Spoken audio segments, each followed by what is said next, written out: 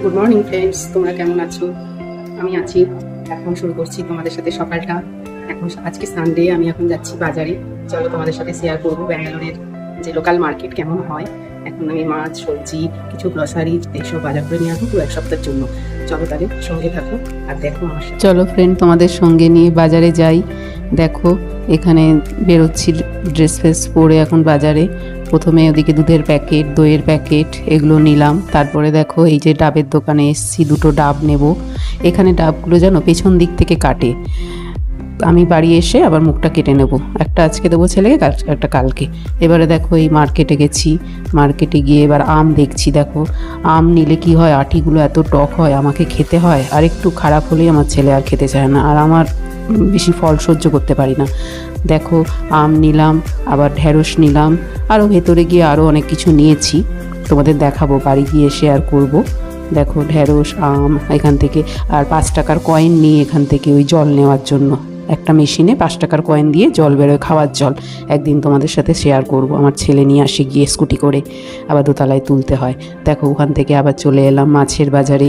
দেখো এগুলোকে এরা পমফ্লেট মাছ বলে, এই লাল লাল মুখগুলো। আজকে অনেক দিন পর চিংড়ি মাছ পেয়েছি।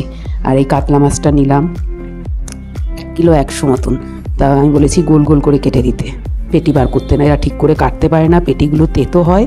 আর আমার ছেলে খেতে চায় না। আর একটু ডিমও হয়েছে, বললো ডিম নেবে না? আমি বললাম হ্যাঁ হ্যাঁ ডিম নেবো। হ্যাঁ, তো ওরা হিন্দি একটু একটু পারে, আবার কর্ণাটকাতেও বলে। তো আমি বললাম আমি ভিডিও করব, আপনার মাছ আমার ফ্রেন্ডদের দেখাবো। তো ওই মাছ দেখে তারপর চিকেনও নিয়েছি। চিকেন নিয়ে আবার এদিকে চলে এসেছি গ্রসারি দোকানে।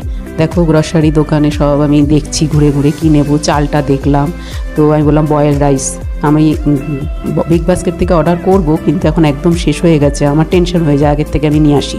তো 2 কিলো চাল, আরও আটা ফাটা এসব নিলাম। ওখান থেকে আবার চলে এলাম হচ্ছে সবজি দোকানে। সবজি দোকানে সবজি নিলাম, আবার সবজি টবজি নিয়ে আবার দেখো আমার ছেলের প্যান্ট ছিঁড়ে গেছে বাড়িতে পরার। তো বলছে মা আমার প্যান্টগুলো সব ছিঁড়ে গেছে, একটা প্যান্ট নিয়ে এসো। তো এই দেখে টেখে পছন্দ করে তারপর দেখি ব্যাগে এরা কটন প্যান্টগুলো, আমাদের ওখানে যেগুলো 250 টাকা, এখানে 400 টাকা বলছে। তো আমাদের কি ব্যাগে পয়সা নেই, তাই আমি বলছি ঠিক আছে রাখুন, আমি পরে এসে নিয়ে যাবো। দেখো বাড়ি চলে এসেছি, ব্যাগগুলো রেখেছি। খুব কষ্ট হয়েছে, এদিকে আলু পেঁয়াজ সব নিয়ে ভারী কষ্ট করে উঠলাম। দেখো দইয়ের প্যাকেটটা ধুয়ে রেখেছি। দেখো এবার মাছগুলো সব বক্সে বক্সে করে রাখবো, এক এক দিনের এক একটা বার করবো আর করব। সব ধুয়ে টুয়ে পরিষ্কার করে মাছগুলো আগে রেখে নিই। আর চুড়িদারও ছাড়িনি এসে। দেখো ওই চুড়িদার পরেই মাছ টাছগুলো ধুচ্ছি। এত এই সানডের দিনে আমার চাপ পড়ে যায়, মানে বাজার করে একা হাতে বাজার করে আনা, আবার গোছানো। আর আমার ছেলে তো ঘুম থেকে ওঠেই নি। আমি এসে রাখলাম, আমি এসে দেখি তখনও 10টা বাজে। আমি 9টার সময় গেছি বাজার করতে চা খেয়ে, তো তখনও ও ঘুমাচ্ছে। আমি বললাম তাহলে কি তুই উঠবি না, কখন টিফিন খাবি? বললো হ্যাঁ হ্যাঁ আমাকে ডেকে দিলে না কেন? আমি বললাম আমি কি ডাকবো, তুই তো বললি আমি নিজের থেকে উঠবো। তো যাই হোক, দেখো আমি সব গুছিয়ে নিয়েছি। কিছুটা চিকেন রেখে দিলাম, আর কিছু দেখো আর কিছুটা হচ্ছে বিরিয়ানি করব বলে ম্যাগনেট করে রাখলাম। দেখো সব ফ্রিজে পুরো ভরে গেছে, ঠেসে ঠেসে পুরো ডিপ ফ্রিজে রেখেছি। আমার বাড়িতে বড় ফ্রিজ, কিন্তু এখানে তো ছোটোখাটো একটা ফ্রিজ কিনেছি। তো সব রেখে দিলাম, মাছ মাংস সব। এবার এটা ম্যাগনেট করব, যেটা বিরিয়ানি বানাবো আজকে আমি। আমার ছেলে বিরিয়ানি খেতে খুব ভালোবাসে। মা সানডের দিনে বিরিয়ানি করো। আমি বললাম ঠিক আছে। বাড়ির থেকে সব কিছু নিয়ে এসেছি আমি, কিছু কিছু জিনিস, বিরিয়ানির জিনিস। আর মশলা তো আমি নিজেই বানাই, বিরিয়ানি মশলা, মানে গোটা মশলাগুলো কিনে এনেছি, আমি পেস্ট করে বানিয়ে রাখি। দেখাবো দাঁড়াও, কৌটোর মধ্যে বানিয়ে রেখেছি। দেখো দই দিলাম, দই দিয়ে বেশি করে একটু দই দিলাম। দই আর লঙ্কার গুঁড়ো আর হচ্ছে আদা রসুন পেস্ট, এই দিয়ে মাখিয়ে রাখলাম। নুনটা দিইনি, নুনটা পরে দেবো। আর একটু বিরিয়ানি মশলা তখন দিতে ভুলে গেছিলাম, সেটা পরে দিয়েছি কষানোর সময়। একটু গরম মশলা এগুলো দিতে ভুলে গেছিলাম। জাস্ট দই লঙ্কার গুঁড়ো এই দিয়ে আদা রসুন পেস্ট দিয়ে মাখিয়ে রেখে দিলাম। এবার ঢাকা দিয়ে রেখে দিলাম। একটু বসার সময় পাইনি, দেখো চালটাও ভিজিয়ে দিলাম, বিরিয়ানির চালটা, তাহলে ভালো হবে। আর দই কিছুটা রেখে দিলাম, ওটা রায়তা বানাবো বলে। এখন আপাতত ফ্রিজে রাখলাম, পরে পেঁয়াজ শসা কেটে রায়তাটা বানিয়ে নেবো লাস্টে গিয়ে। এবার সব গুছাচ্ছি। দেখো আলু পেঁয়াজ রসুন একটা বাটিতে রাখলাম, দুটো ডাব এনেছিলাম, ডাবটা এক সাইডে রাখলাম। দেখো এত সবজি, গাজর টমেটো, তারপর অনেকগুলো মৌসম্বি এনেছি আমার ছেলেকে জুস করে দেবো বলে, মৌসম্বিগুলো তুলে রাখলাম। আম নিয়ে আসলাম, আবার ছেলে বলেছিল আম নিয়ে আসবে না, আমি টকলে খাবো না, তাই বললাম আম উঠে যাবে। দেখো উচ্ছে, ঢ্যাঁড়স, ক্যাপসিকাম, ফুলকপিও নিলাম একটা, ভালোবাসি, টমেটো, পটল, ঝিঙে, সব অনেক বাজার করেছি আজকে, অনেক, পুরো ব্যাগ ভরে। মনের আনন্দে বাজার করেছি। এবার একটা ওই ব্যাগগুলো আছে, সেই আমি কিনেছিলাম জিপার ব্যাগগুলো, ওর মধ্যে আমি ঢ্যাঁড়স তারপর পটল এগুলো সব প্যাক করে রেখে দিই, তাহলে এক জায়গায় থাকে, নষ্ট হয় না। দেখো এখানে মাশরুম, আটা, চাল, তারপরে বিস্কুটের প্যাকেট এগুলো সব এনে টেবিলের উপর রেখেছি, গ্রসারিগুলো। দেখো এবার আটা মেখে নিচ্ছি, রুটি করব। আগের দিনের রয়েছে, তরকার ডাল রয়েছে। দেখো এবার 3টে রুটি করব, আমার তো খুব গ্যাস হয়, আমি ওই একটা রুটি আর একটু তরকারি দিয়ে মুড়ি দিয়ে মেখে খেয়ে নেবো। আমার ছেলে 2টো রুটি, ও সকালবেলায় বেশি খেতে চায় না, 2টো রুটি। তো আটা মেখে কিছুটা আটা ফ্রিজে রেখে দিয়েছি, আর কিছুটা 3টে লেচি করে রেখেছি। দেখো একটা ভালো করে ফোলেনি, ওটা আমি খাবো, আর 2টো খুব ভালো ফুলেছে, তো ওটা ছেলেকে দেবো। তো ছেলে আর সকালে ও যেহেতু দেরিতে উঠেছে, ও আর চা খায়নি, জল খেয়ে নিয়েছে। আর আমি দেখো তরকার ডালটা আবার ফ্রিজ থেকে একটু আগে বার করে রেখেছিলাম, গরম করে ছেলেকে দিতে যাচ্ছি। 2টো রুটি, তরকার ডাল আর মিষ্টি। দেখো ছেলেকে এবার দিয়ে দিলাম। এবার আমারটাও আমি বেড়ে নিলাম, একটা রুটি খাবো আর একটু মুড়ি খাবো।